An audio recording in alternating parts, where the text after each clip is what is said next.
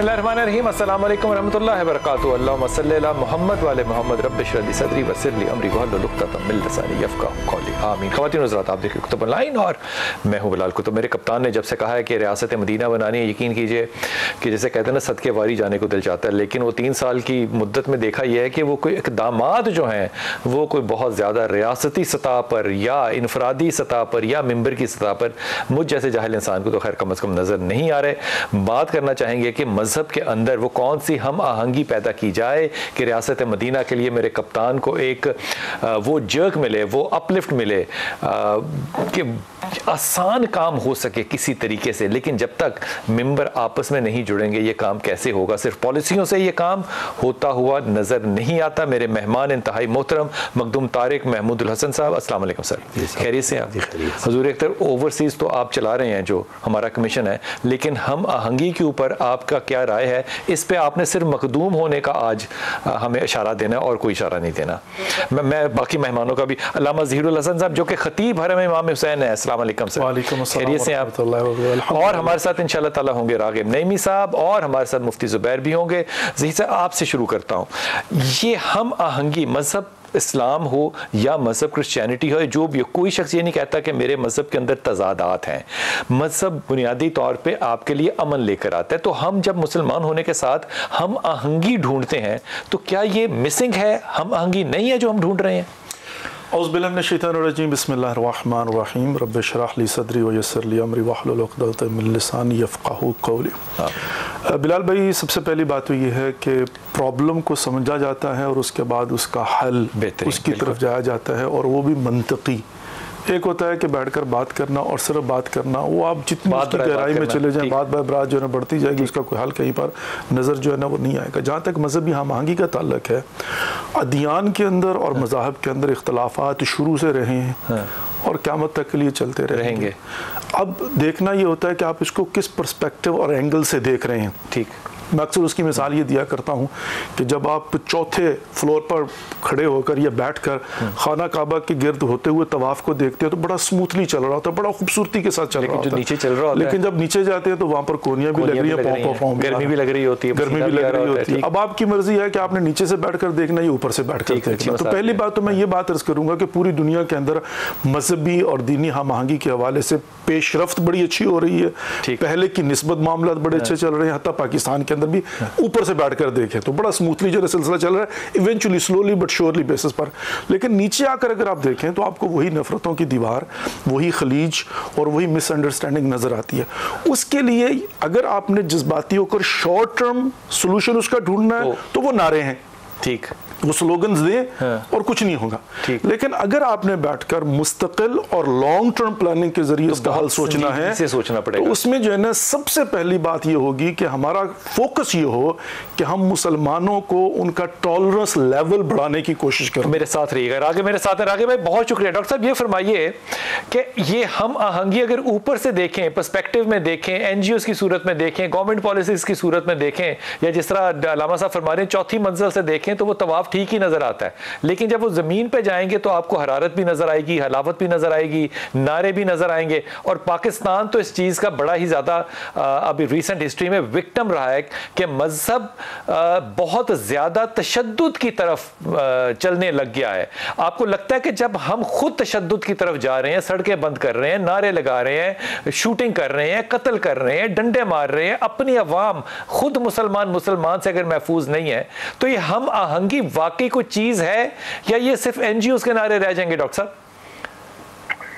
बिलाल भाई बहुत शुक्रिया, और नहायत अहम मौजू और नहायत अहम सवाल कि कुछ होने के बावजूद भी हमें कुछ होता दिखाई नहीं देता है। जी बिल्कुल।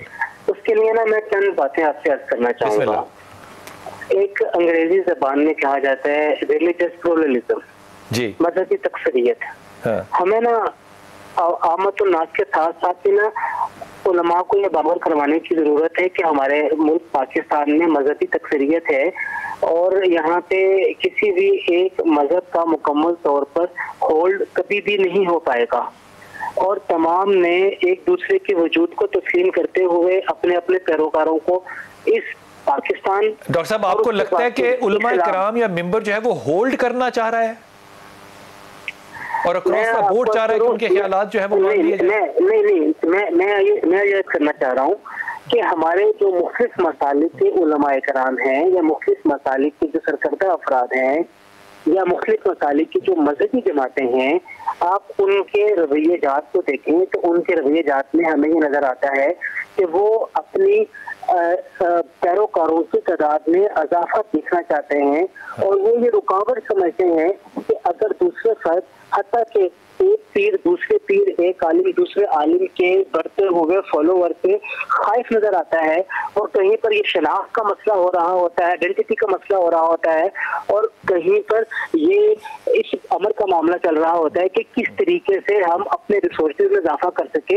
ये तमाम चीजें भी हम सरफ नजर नहीं कर सकते हैं। आपकी बात बिल्कुल दुरुस्त है। डॉक्टर साहब जरा ये फरमाइए कि आखिर एक चीज जो है हुकूमत जल्दबाजी में कर रही है और उलमा इकराम उससे राजी नहीं है या उसको शरई पहलू के अंदर वो ठीक नहीं समझते, या कलदम होना या गैर कलदम होना, और वो नारा जो है वो इंतहाई दिल के करीब है, ईमान का हिस्सा है, लब्बैक या रसूल अल्लाह, इस पे तो मतलब जाने कुर्बान है ना, तो फिर उलमा उस महफिल में बैठते क्यों हैं जाके? मैं आपका ये सवाल को समझ नहीं पाया। जहां पे तजाद हो हुकूमत का, नजरियात का और मजहब सियासत के तौर पे या जाती मफाद के लिए इस्तेमाल हो तो हम आहंगी तो नहीं हो सकती ना। ये तो सियासत इस्तेमाल हो रही है मजहब के नाम पे, मजहब आगे है, सियासत पीछे है, रियासत जो है वो ठीक नहीं कर रही, तो फिर उलमा उस जगह पे बैठते क्यों हैं? तो नहीं बैठना चाहिए। मैं समझता हूँ उलमा को अपने हिस्से का काम करना चाहिए और वो काम क्या है, वो है तरबियत नफ्स का काम, लोगों की इस्लाहकारी का काम। देखिए, जब आप हुकूमत के साथ इलाही होकर या हुकूमत की मुखालिफ होकर काम कर रहे होते हैं तो मजहब को लाजमी तौर पे भी इस्तेमाल किया जाता है और मजहब लाजमी तौर पे इस्तेमाल उस सिलसिले में होता है। डॉक्टर साहब मुझे छोटा सा जवाब दे दीजिए, मुझे पता आप कॉन्फ्रेंस से उठ के, मुझे ये बताइए कि क्या ये बात अगर मैं कहूं तो आप इसकी नफी करेंगे या अग्री करेंगे?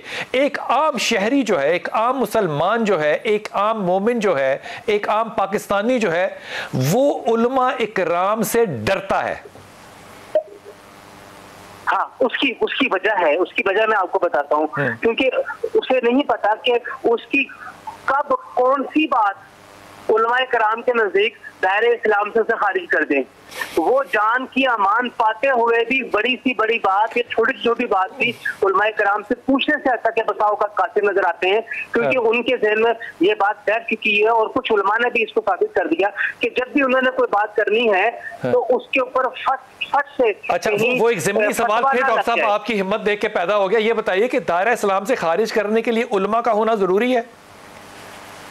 मैं नहीं समझता कि कोई आलिम किसी को दायरा इस्लाम से खारिज कर सकता हो अगर वो हकीकतन अल्लाह और अल्लाह के रसूल को मानता है, तस्लीम करता है, तो कोई इसको खारिज नहीं कर सकता दायरा इस्लाम से। डॉक्टर साहब, मैं इंतहाई ममनून हूँ, आपने कॉन्फ्रेंस में से निकल के वक्त दिया और आपने जो दबंग किस्म का स्टैंड लिया, मैं आपको बस मैं क्या कह सकता हूँ, अल्लाह ताला आपको सलामत रखे।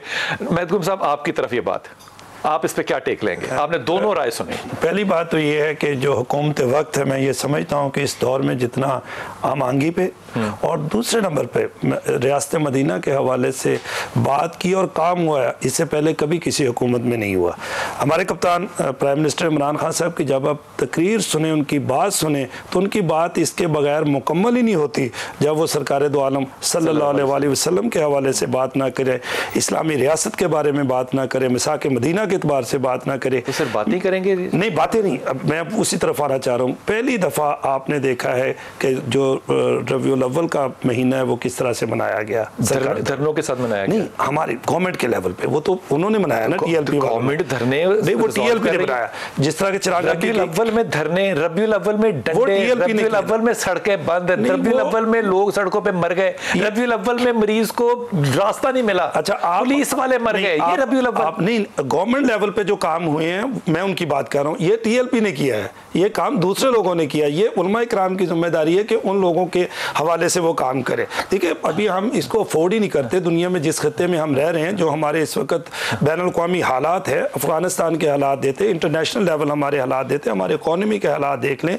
कोरोना में दुनिया में जो सेटबैक हुआ है उसके हवाले से आप देखें पाकिस्तान बहुत बेहतर। आप इस बात को अप्रिशिएट करते हैं कि गवर्नमेंट बहरहाल उनको कलादम कहने के बावजूद वापस कौमी धारे में ले आई?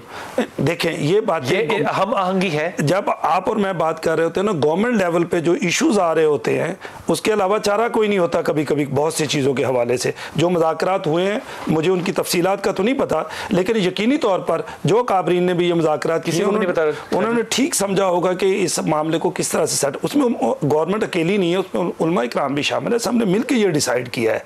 अच्छा, जो बात मैं कहना चाह रहा था, अभी हमारी यूनिवर्सिटी बन रही है जिसमें बाकायदा तौर पे ये रूहानियत और इस्लामी तालीमात के हवाले से काम किया जाएगा, निसाब में तब्दीलियाँ की जा रही हैं।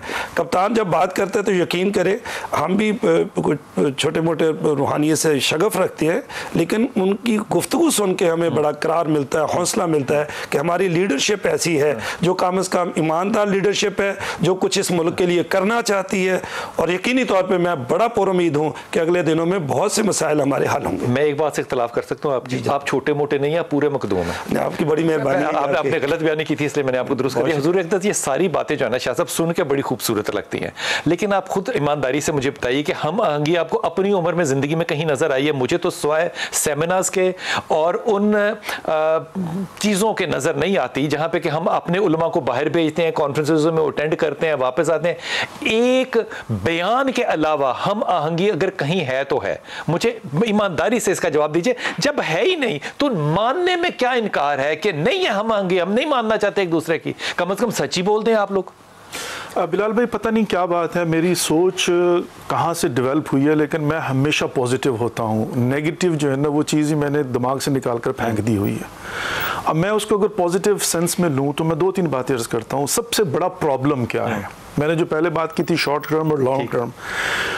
इमाम हुसैन अलैहिस्सलाम जो नवासे रसूल थे, सैयदा शबाब अहले जन्नत थे, जिगर गोशे अली व बतूल थे, जिनका स्टेटस क्या है, जब वो अपने ज़माने में इस्लाह उम्मत की तहरीक लेकर निकलते हैं तो उस वक्त उनका बयान क्या है? ले तलब इस्लाह फ़ी उम्मत जद्दी फ़ी रसूल अल्लाह, कि मैं जा रहा हूँ शुरू करने, ये नहीं कहा मैं ख़त्म कर दूंगा और यहीं पर हर चीज़ का जनाब जो है ना वो इस्लाह करके, तो नहीं कहा मैं शुरू कर रहा हूँ। इमाम हुसैन ने शुरू किया और उलमा ये कहते हैं कि 12वें की आमद पर इख्तिताम होगा इस ब्रैकेट का। 1400 साल से अभी वो इस्लाह का कारवान चला है। इमाम जानते थे कि ये एक ज़माने में हो नहीं सकता इस्लाह का काम ना।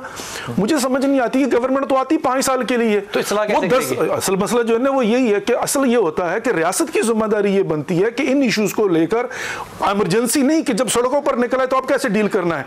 वो जब पीसफुल माहौल होता है तो बैठकर आइंदा 50 सालों का सोचे हमने कौम की तरबियत क्या करनी है, नौजवान नस्ल को देना क्या है। मैं नहीं तो मेरे बात कोई ऐसा दौर आपको नजर आता है रसूल पाक सल्लल्लाहु अलैहि वसल्लम के दौर से लेके आज तक कि जिस दौर के अंदर जय्यद उलमा इकराम ना हो? जय्यद उलमा इकराम हमेशा रहे हैं ना। इमाम हुसैन से जरा पीछे चले जाएं तो इमाम हसन भी मौजूद है ना। इमाम हसन के साथ जो किया तो तब भी तो उलमा इकराम मौजूद होंगे ना इस जमाने में। जब आपने करना ही खुद अपने पे जुल्म है और आप ढूंढ अमन रहे हैं तो फिर उलमा इकराम आवाज जब ना उठाएं तो फिर तीरों की बारिश तो होगी ना। वक्फा लूंगा, वापस आऊंगा और आपका ये जवाब लूंगा। बिस्मिल्लाहिर्रहमानिर्रहीम। ज़ुबैर भाई आप साथ हैं, बहुत शुक्रिया ज़ुबैर भाई। अस्सलाम वालेकुम। वालेकुम सलाम। ज़ुबैर भाई आपका यकीन है मजहब की हम आहंगी पे कि ये जो है सब्जेक्ट अच्छा है, डिबेटेबल है और होना चाहिए मजहब में हम आहंगी?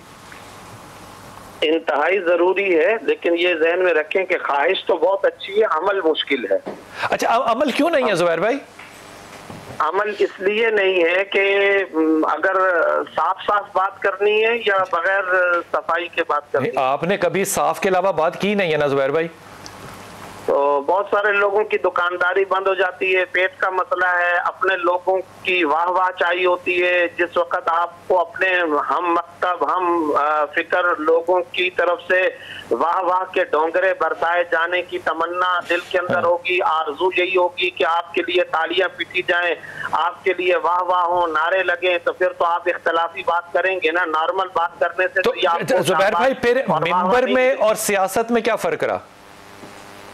ये एक बड़ा मसला है कि अब जो लोग मिंबर पर आए हुए हैं, ये देखा जाएगा क्या वो मिंबर के काबिल भी हैं या नहीं है। डॉक्टर के लिए डॉक्टरी की डिग्री शर्त है, टेलर मास्टर के लिए भी डिजाइन का और टेलरिंग को सीखा हुआ होना शर्त है। एक आम आदमी भी किसी भी फन का, वकील, डॉक्टर, पायलट, तो रूहानियत का जो माहिर होगा, जो मिंबर पर बैठाए जाने के लायक है, क्या वो इसके काबिल है, उसके पास डिग्री है, क्या उसने तालीम हासिल की है, दर्द दिल है, कोड़न है, उसने मिंबर को मिशन बनाया है या पेशा, नौकरी और मुलाजमत बनाया है। ये सब चीजें तो देखनी होगी। अगर उसने मिंबर को मिशन बनाया और मिंबर रसूल समझा, दर्द दिल उसके अंदर है, कोड़न है, और वो ये चाहता है कि उम्मत के अंदर जोड़ पैदा हो, गम है, फिक्र है। कुरान करीम सूरह मुज़म्मिल आयत नंबर 6, इन्ना नाशियतल लैल हिय अशद्दु वक़अन व अक़वमु क़ीला, रातों का जागना है, आहे सहर गाही है, शबे जिंदादार है, रातों को जागता है सुबह के वक्त में, ताकि नमाजियों में मैं जो तकरीर करूं उसमें गुफ्तगू में तासीर पैदा हो जाए। अगर ये जज्बात हैं तो फिर तो वो आला दर्जे। तो ये जज्बात आपको नजर आ रहे हैं कहीं इस वक्त हम आंगी में, पाकिस्तान में, इस्लाम के अंदर, उलमा के अंदर, मिंबर के अंदर? मैं ये समझता हूँ कि हर मकतब फिक्र के अंदर अच्छे लोग भी हैं और साहिब बसीरत लोग हमेशा आग पर पानी डाला करते हैं। उन्हीं की वजह से पाकिस्तान कायम है। उन्हीं के लिए हम कहते हैं कि शायद वो रियासत मदीना की कोई हकीकी तस्वीर लेकर के आए। लेकिन अफसोस के साथ कहना पड़ता है, असबाब बहुत सारे हैं, गैरों की साजिशें भी हैं, कुछ लोगों का कारोबार जिंदगी भी इस तरीके से चलता है, सियासत की मुदाखलत भी होती है। जुबैर भाई बड़ा तल्ख किस्म का सवाल पूछता हूँ मैं और माफी के साथ पूछ रहा हूँ, आपको लगता है कि आज मिंबर भी कारोबार है? मैं ये समझता हूँ कि इसमें पूरे का पूरा मजमूई तौर पर हम एक फतवा या एक राय नहीं कायम कर सकते। अच्छे बुरे लोग मौजूद हैं, लेकिन मिंबर पर आज भी मैं समझता हूँ खैर गालिब है। लेकिन बिलाल भाई, जब कोई एक आदमी होता है ना, चिंगारी वहीं से उठ जाती है, तो उसी की वजह से बदअमनी की फिजा पैदा हो जाती है। पूरे में अगर एक भी होगा इस्तेमाल के लिए काफी है। वही मीडिया को नजर आएगा, अवाम को भी वही नजर आएगा, मुझे और आपको भी वही नजर आएगा। खैर आज भी गालिब है, लेकिन वो जो चंद लोग हैं काली भेड़ें, उन्होंने सारी तबाही मचाई है। और एक नुक्ता ये ज़हन में रखना चाहिए कि आज तमाम मकातब फिक्र, तमाम मसालिक ये चाहते हैं कि हमारा मकतब फिक्र और हमारा मसलक फले फूले और उसकी तबलीग और नशर व इशाअत हो। लेकिन याद रखें, फलने फूलने, तबलीग और नशर व इशाअत के लिए और आगे फैलाने के लिए पीस और अमन जरूरी है। अगर मुल्क में अमन नहीं होगा, गाजर मूली की तरह लोगों की लाशें बिखरी हुई होंगी, तो वहां अदब की बज़्में नहीं सजाई जा सकती। आप जुबैर भाई मेरे साथ रहिएगा। मैं इंतहाई तल्ख सवाल जो है ना वो अलामा साहब के सामने रख रहा हूँ और बड़ी माफ़ी के साथ फिर आपसे भी इसका जवाब मांगूंगा। मैं पहले माफ़ी मांग लेता हूँ आपसे ईमानदारी से, और मैं दिल की अथर गहराई से मांग रहा हूँ। हुजूर मुझे बताइए कि ये सारी बातें बड़ी खूबसूरत है, जुबैर भाई ने बड़ी दो टोक बात की, लेकिन मैं मिसाल दे रहा हूँ। हज़रत अबू ज़र गफ़ारी से आप वाकिफ़ हैं, सहाबी हैं। रसूल पाक सल्लल्लाहु अलैहि वसल्लम ने उनके बारे में क्या कहा कि ये मेरी कौम का ईमानदार तरीन इंसान है। सहाबी पे भी सवाल नहीं उठ सकता, लेकिन जब रसूल ये जुमला कह दें तो क्या सवाल उठ सकता है। लेकिन क्या आप इमाम हंबल की इस बात की रवायत को नहीं मानेंगे या ज़ईफ कह देंगे कि क्या उनको मदीने से नहीं निकाला गया? क्या वो तन्हा नहीं मरे? क्या हजरत अब्दुल्ला बिन मसूद ने उनका जनाजा नहीं पढ़ा? तो जब हम खुद अपने नबी की बात को अपनी किसी भी वजह से ना मानते हो, तो हम आहंगी मजहब का डिमांड करना ये मुनाफिकत नहीं है? बिलाल भाई फिर वही बात होगी ना कि हम बैठकर ये देखें कि ग्राउंड रियलिटीज़ क्या है और उसके मुताबिक कितनी हम आहंगी हो सकती है कंपैरेटिवली। क्यों नहीं हो सकती मुझे बताइए? हम आहंगी हो सकती है, लेकिन बात वही होगी कि आप शादी नहीं हो सकती। हो सकती है, शादी नहीं हो सकती। हो सकती। मदीने में रसूल पाक सल्लल्लाहु अलैहि वसल्लम का कितना क़याम है? 10 साल। रसूल पाक सल्लल्लाहु अलैहि वसल्लम का 10 साल में 5 नमाजें तो पब्लिकली आपके साथ पढ़ी होंगी ना। 5 नमाजें 10 साल के लिए मैं लगाऊं, 18,000 से ज्यादा नमाजें बनती हैं। 18,000 नमाजें, जो हर नमाज एक सुन्नत है, उसमें आप आज तक उस पर नहीं मुत्तफिक हो सके। आप कैसे कह रहे हैं कि हम आहंगी आ जाएगी? हम आहंगी तब होगी कि जब हम आहंगी पैदा करने वाला सर पर न्यूट्रल बैठा होगा, जैसे सेकुलर गवर्नमेंट अमेरिका और यूरोप के अंदर। अब आए ना आप सही जगह पे। तो यही है ना असल में, असल बात यह है कि जिसने हम आहंगी करवानी है, अगर उसका रुझान किसी एक तरफ नहीं, वो तो कर ही नहीं सकता ना। प्रॉब्लम ये है कि यहाँ पर हम जो है ना बाप नहीं बनते, भाई बन जाते हैं। हम लोग जो है ना वो खुद पार्टनर, ये जुमला फिर से कहिए, हम क्या करते हैं? बाप नहीं बनते, भाई बन जाते हैं। भाई शरीक होते हैं, शरीकों में लड़ाई होती है, जायदाद का मसला होता है, वो कहता है मेरा हिस्सा, वो कहता है मेरा हिस्सा। हम सारों की दुकानों के ऊपर उंगली उठा सकते हैं, हम अपनी दुकान पे उंगली नहीं उठाते क्योंकि हम भाई बंद हैं। तो फिर हमें दुकान बंद करनी पड़ेगी ना पहले, इसलिए कि हमने दूसरों की जो मार्केट को मैनेज करता है उसकी अपनी मार्केट में दुकान नहीं होती। शाह जी अब आप हंसे नहीं, मखदूम साहब ना हंसे। मैं ये समझता हूँ कि जितना भी स्पिरिचुअलिज्म की जितनी तालीम और तरबियत है उसमें से एक पार्ट ये भी है कि स्पिरिचुअलिज्म मोहब्बत का और अमन का दर्स देती है, जो नहीं बिकता, बिके नहीं कबूल ना, हमें कबूल बेशक नहीं, लेकिन जो मौजूदा रजीम है वो मोहब्बत और अमन का दर्स जरूर दे रही है, कोशिश कर रही है हर हवाले से, दिन रात आपको ये बावर कराने की कोशिश कर रही है कि वो मोहब्बत चाहते हैं, वो अमन चाहते हैं, वो रियासत मदीना चाहते हैं, वो इस मुल्क को आगे लेके जाना चाहते हैं, वो मजहबी हमआहंगी चाहते हैं। अभी भी तो करनी तो मतलब सियासतदानों ने नहीं करनी, तो उलमाए दीन ने ना, जो इनके लिए एक छोटी सी बात अर्ज करूं माजरत के साथ, अगर जिन्होंने हम-आहंगी वाकई पैदा करवानी है उनकी अपनी मसाजिद में इमाम मस्जिद सिर्फ एक मसलक का हो तो वहां पर कैसे होगी हम-आहंगी? मैं चेयरमैन इस्लामी नज़रियाती काउंसिल हमारे साथ है अयाज साहब, बहुत शुक्रिया। अयाज साहब मुझे जरा थोड़ा सा प्लीज ये बता दीजिए कि ये मजहबी हम-आहंगी जब सड़कें बंद हों, रास्ते बंद हों और रबीउल अव्वल के महीने हों, उलमा कराम मिंबर को तकरीरें कर करके जोड़ने की बजाय तोड़ने की बातें कर रहे हो, तो आपको नहीं लगता कि रियासत मदीना ख्वाब अच्छा देखना जरूर है, लेकिन हम किसी का बाजू तो नहीं बन रहे अपने कप्तान का कि हम आहंगी करें और वाकई रियासत मदीना बनाएं और यहूदियों के साथ भी मुआहदे करके आगे की तरफ चलें? बिस्मिल्लाहिर्रहमानिर्रहीम, बहुत मुनासिब सवाल है आपका, आपने बहुत अहम मसले की तरफ तवज्जो मबजूल कराई। देखिए, रियासत मदीना तो एक ऐसी रियासत थी कि जिसकी बुनियाद एक उसूल पर मबनी थी, और वो उसूल ये था कि लिविंग टुगेदर। वहाँ पे यहूदी सोसाइटियाँ भी थी, मुआशरे भी थे, यहूदी कबाइल भी थे, मुसलमान भी आ गए। तो उन्होंने फैसला ये किया कि किस तरह दोनों के मजहबी अकायद का एहतराम हो और जिस तरीके से हम बेहतर शहरी बन सकें ताकि मदीने को पुरअमन बना सकें। तो अगर इस हवाले से हम देखें अपने पाकिस्तान में, तो ये बात लाजिम है कि मेंबर महराब का किरदार बहुत फ़ाल हो, और वो किरदार हो हम आहंगी के लिए, एक दूसरे को करीब लाने के लिए, मुल्क में अमन व अमान को यकीनी बनाने के लिए, और मुल्क का जो सफारती इमेज है बेहतर बनाने के लिए, उसको बेहतर बनाने। हमने क्या किया यार सब ऐसा?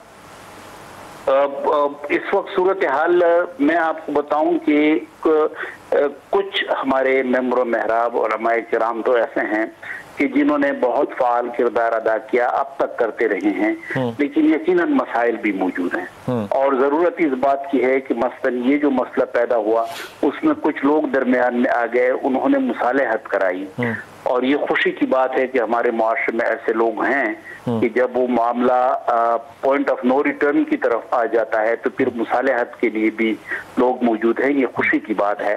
लेकिन उसूलन ये बात आपकी बिल्कुल सही है कि मसाजिद का किरदार बहुत अहम है, मेंबर महराब का। तो बिलउमूम इस बात की जरूरत है कि मसाजिद ही से हम आहंगी का पैगाम हो, मसाजिद ही से ताउन का पैगाम हो। आपने बड़ी ही ज्यादा मुस्बत बात की है और आपको यही सच दिया जाहिर है। मुझे बताइए कि जब 70-75 साल गुजर जाएं और वो पॉजिटिव रोल नॉन मेंबर से नजर आ रहा हो हमें, तो क्या हुकूमत को ये काम अपने हाथ में नहीं ले लेना चाहिए? फिर काउंसिल ऑफ इस्लामिक आइडियोलॉजी का इस्तेमाल आखिर हम कब प्रैक्टिकली कब देखेंगे? काउंसिल ऑफ इस्लामिक आइडियोलॉजी तो बिल्कुल इसके लिए तैयार है, हुकूमत कोई भी जिम्मेदारी दे। आपको पता है कि हमारे काउंसिल के 20 मेंबरान में 7 मेंबरान जो हैं ये उलमाए किराम होते हैं और ये मुख्तलिफ मकातिब से करते हैं। तो हमारे फैसले भी इज्तिमाई होते हैं, बिल इत्तिफाक होते हैं। तो अगर कोई ऐसी जिम्मेदारी हमें मिले तो हम हरगिज बिल्कुल पीछे नहीं हटेंगे। क्या आप इस बात से या सब एग्री करेंगे कि जिस तरह के बाकी रियासतों के अंदर है, मिडिल ईस्ट के अंदर, कि जो भी खुतबा दिया जाएगा वो हुकूमत बताएगी या काउंसिल ऑफ इस्लामिक आइडियोलॉजी बताएगी ताकि फितना और फसाद ना हो? क्या ये बात रियासत को या मसाजिद को या मेंबरान को एक्सेप्टेबल होगी? ये इस वक्त आपको पता है कि हमारे मुल्क की तारीखी जो तश्कील है वो जरा मुख्तलिफ है मिडल ईस्ट के ममालिक के मुकाबले में। मिडल ईस्ट के अंदर तो अक्सरियत या बादशाहत है या वहाँ पे जो हुकूमतों का नज्म है वो इस कदर जमहूरी नहीं है। हमने जब पाकिस्तान हासिल किया तो एक जमहूरी अमल के नतीजे में तो यहाँ पे मसाजिद जो हैं वो प्राइवेट उसमें हैं, सेक्टर में हैं। मिडिल ईस्ट के अंदर मसाजिद जो हैं वो सरकारी हैं। बिल्कुल। तो यहाँ पे जरा मुश्किल तो होगा, लेकिन ऐसा भी मुश्किल नहीं। जरूरत इस बात की है कि उलमाए किराम के जो मुख्तलिफ विफाक हैं दीनी मदारिस के, उनको एतमाद में लिया जाए और ये कोशिश की जाए कि जो खुतबे हैं वो खुतबे इस किस्म के हों, वो बयानात इस किस्म के हों कि जो मुआशरती हमाहंगी के लिए हों, जो पड़ोसी के हुकूक के लिए हों, जो खानदान का जो हमारा आइनी निज़ाम है उसकी बेहतरी के लिए हों। तो ये चीज़ तो मुमकिन है, इसमें मेरे ख्याल में कोई मुश्किल नहीं होनी चाहिए। आपने बड़ी ही ज्यादा मुस्बत बात की, मैं इंतहाई ममनून हूँ आपका। आपने अपने चेयरमैन होने का जो है वो हक अदा किया। मैं वक्फे पे जाऊंगा, लेकिन ये बात जो है ये वापस आके करूंगा कि जब ये रियासत मदीने की तरफ जा रही हो और हमारे पास केस स्टडी हो कि मिंबर को अगर आप एक गाइडलाइन देंगे और उसके ऊपर सरकारी तौर पे डंडा रखेंगे तो वो अमन पैदा करेगा, लेकिन वापस आके पूछूंगा तो फिर सोशल मीडिया का पाकिस्तान में क्या रोल होगा? बिस्मिल्लाहिर्रहमानिर्रहीम। शाह साहब ऐसा ने बड़ी मुस्बत बात की। उन्होंने कहा कि जनाब अगर ये हुकूमत करे तो ये कोई ऐसी बात भी नहीं है कि ये ना हो सके, तो फिर ना क्यों नहीं हो सकती? बिलाल भाई, अभी आपने भी मिसाल दी और उन्होंने भी ये फरमाया है कि मिडिल ईस्ट के अंदर चूंकि एग्जाम्पल आपके पास है, एग्जाम्पल है हमारे पास कि वहाँ पर खुतबा सरकारी तौर पर डिलीवर किया जाता है। देखिए उसमें अमन रहता है, मजहबी तौर पर अमन रहता है, तो उसमें और हमारे यहाँ सिर्फ जमहूरियत का मसला नहीं है। अच्छा। मसला ये है कि वहाँ पर जितनी मसाजिद और मराकज़ हैं वो बनते भी हुकूमती फंड से हैं। अच्छा, और अच्छा, उनका जो इंतज़ाम और इंसराफ होता है वो भी हुकूमत ही करती है।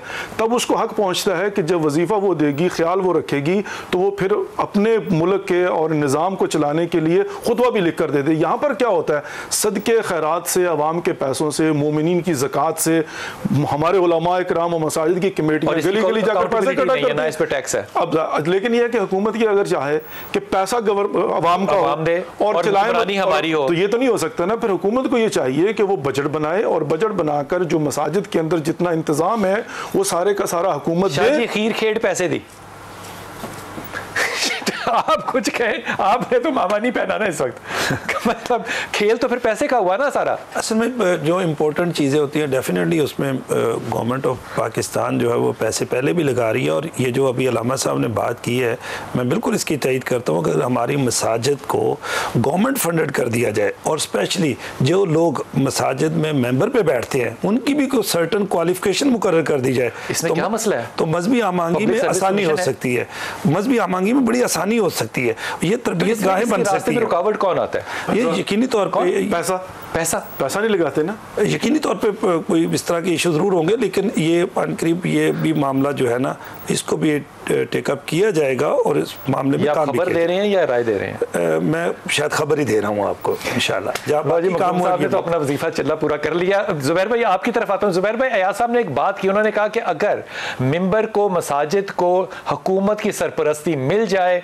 बादशाहत की बात या डेमोक्रेसी की नहीं है, और फंड भी जो है वो हुकूमत के हाथ में हो, तो जाहिर है एक अरसे के लिए भी अगर ये काम कर लिया जाए तो जो मिंबर है, जो उलमा है, वो अगर अपने आप को सरेंडर कर दें अपने अकाउंट को और अकाउंटेबिलिटी को, तो हम आहंगी यहां से प्रैक्टिकली शुरू हो सकती है।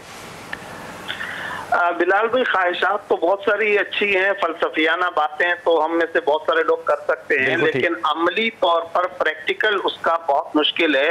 हुकूमत की जहां तक आप बात करते हैं, औकाफ की मसाजिद का हाल आपके सामने नहीं है।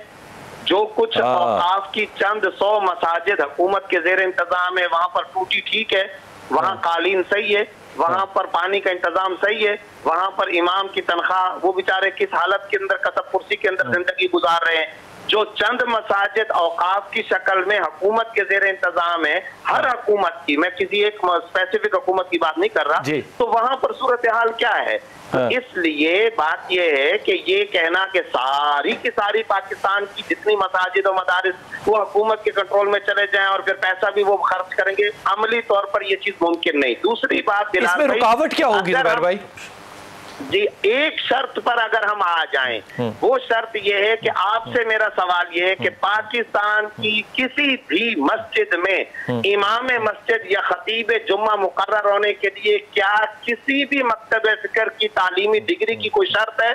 कोई शर्त नहीं है। खुजदार में कोई भी शख्स जाकर इमाम बन सकता है। थरपारकर, मानसेरा, सवात, पंजाब, लाहौर, इंटीरियर के इलाके, अर्बन एरिया, तमाम देहाती एरिया, हत्ता के रूरल एरियाज के अंदर भी किसी की भी कितने सारी मस्जिदों के इमाम है जिनके पास चाहे वो मकतब जिक्र बरेलवी हो, अहले हदीस हो, देवबंदी, कोई भी हो, अरे भाई उसका विफाक है, उसकी 8 साल तालीमी डिग्री तो हो।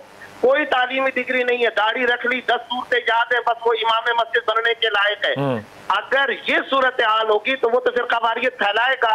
10 साल जिसने तालीमी मैदान के अंदर रगड़े खाए हों वो साहिब बसीरत होता है, वो फिर कवारियत पैदा नहीं करता, वो दर्द दिल रखता है। साथ ही साथ ये ध्यान में रखें, मसाइल में इख्तलाफ ये मसला नहीं है, ये याद रखिए, मसाइल में इख्तलाफ 1400 साल से है, सहाबा के दरमियान में भी था, कोई मसला नहीं है। रवैयों में खराबी ये है असल मसला। दूसरा नुक्ता ये है कि तबलीग की चीज मसाइल नहीं होते, तबलीग की चीज फजाइल हुआ करते हैं। हम जब मिंबर पर बैठ करके मसले बयान करना शुरू करते हैं उससे फिर कवारियत होती है। आप जोड़ पैदा करें, फजाइल और मनाकिब पर आए, उम्मत के अंदर जोड़ पैदा हो जाएगा। तोड़ ना पैदा करें, इसके लिए क्वालिफिकेशन और डिग्री की शर्त होनी चाहिए। अच्छा, वैसे जुबैर भाई आपको इस बात से तकलीफ जरूर होगी, लेकिन हमारे यहाँ तो कोई डॉक्टर भी जो है वो बगैर डिग्री के बन जाता है। मुफ्ती बनना तो बहुत ही आसान काम है, लेकिन जहां आपने मसाजिद का फरमाया कि हुकूमत ने जिनको लिया, औकाफ ने, उनका कुछ नहीं किया, तो जो दरबार है औकाफ ने लिया उनका भी कुछ नहीं किया, उनका भी सत्यानाश हो गया। उनको भी जो आउटग्रो करना था या इवॉल्व करना था वो भी नहीं कर सके। यहाँ पे उलमा की आवाज क्यों नहीं है के सामने? ये दरबारें, ये खानकाह सारे के सारे औलिया कराम, बुजुर्गान दीन के मराकिज से इस्लाम फैला, यहाँ से गैर मुस्लिमों को भी अमन का दर्स मिलता था। आज उन्हीं दरबारों और खानकाहों के बाहर चले जाएं, मनशियात के अड्डे हैं, रक्सो सुरूर के अड्डे बने हुए हैं, तमाम तर गुनाहों की लत बांध लगी पड़ी है। तो ये सब क्या है? हुकूमती नाकामी नहीं है, जबकि वो महकमा औकाफ के मातहत है। तो मैं ये कहता हूँ, जब चंद दर्जन मस्जिदें हुकूमत नहीं संभाल सकती है तो चंद हजार मसाजिद, लाखों मसाजिद को कैसे संभाल सकेगी? मुकदमा तो आपका बड़ा ठीक है, मुकदमा तो बड़ा ठीक है। इसका आप जवाब देना चाहेंगे? थोड़ा सा गुजारिश, बिल्कुल ठीक फरमाया उन्होंने। एक जो हमारे उनकी गुफ्तगू का सेगमेंट था कि उलमा इकराम की तालीम और तरबियत के हवाले से।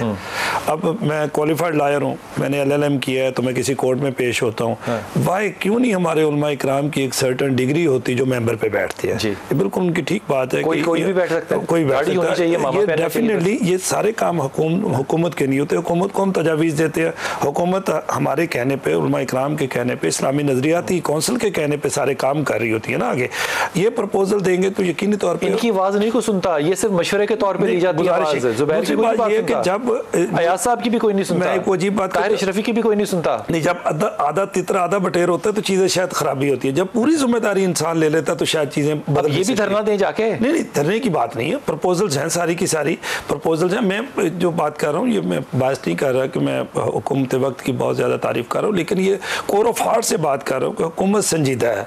इस वक्त हुकूमत चाह रही है कि जो मजहबी आमांगी पैदा हो, जिसके लिए वो अभी जो कमेटियाँ बनाई जा रही हैं, यूनिवर्सिटी बन रही है, अभी सीरत नबी जो कॉन्फ्रेंस के हवाले से जो अनाउंसमेंट्स हुई हैं, ये सारी बड़ी पॉजिटिव हैं।